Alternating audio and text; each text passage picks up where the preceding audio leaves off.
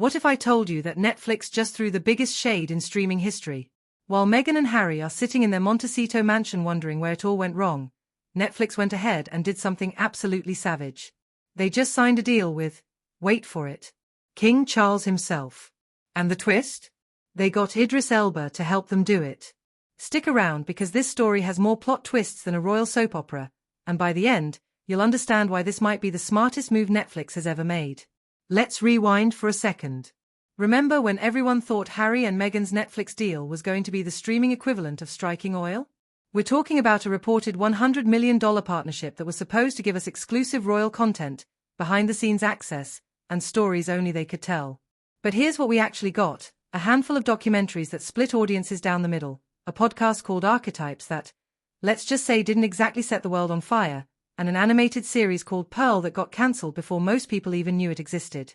Meanwhile, Netflix executives were probably sitting in their boardrooms thinking, okay, we wanted royal content, but maybe we're betting on the wrong royals. Enter the plot twist nobody saw coming. Netflix just announced they're partnering with King Charles III himself for a major documentary project. And get this, they've got Idris Elba co-producing it. Yes, the same Idris Elba who DJ'd at Harry and Meghan's wedding.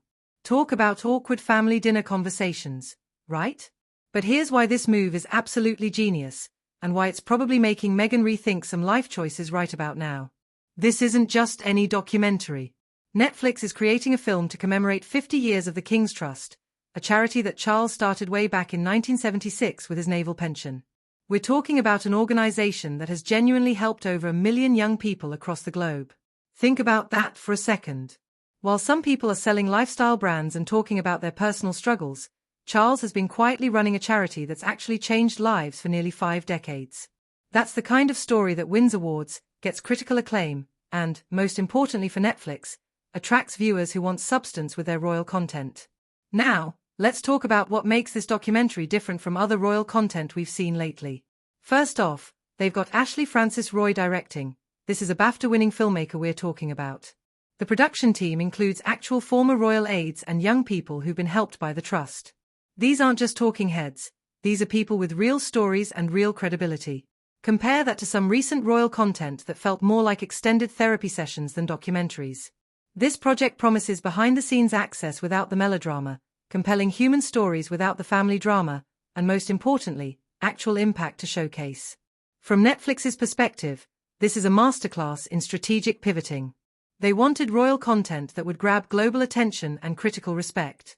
Their previous royal bet gave them controversy and divided audiences.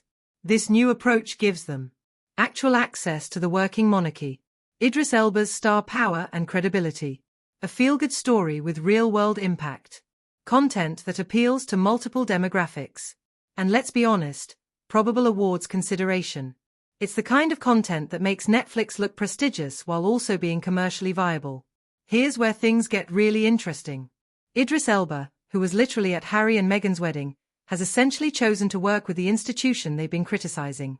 That's not just a professional decision, that's a statement.